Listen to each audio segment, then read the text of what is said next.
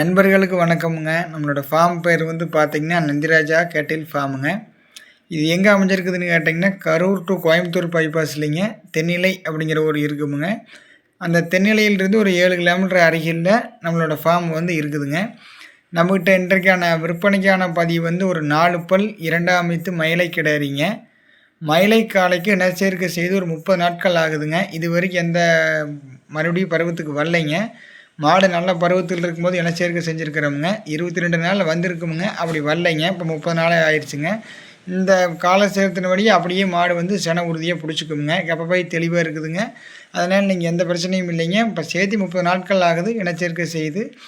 இந்த அதாவது இப்போ சேர்த்திருக்கிற பருவத்திலேயே அப்படியே மாடை வந்து சென உறுதியாக பிடிச்சிக்குமுங்க. நம்ம டாக்டரை செக் பண்ணித்தானுங்க நம்மளுக்கு வந்து நேரடியாக மயிலக்காலை இனச்சேர்க்கை பண்ணியிருக்கிறோங்க. மற்றபடி நல்லா சுழி சுத்தமாக இருக்குதுங்க. நல்லா உடசலான கிடாரி, நல்ல தோல் நைஸான கிடாரிங்க.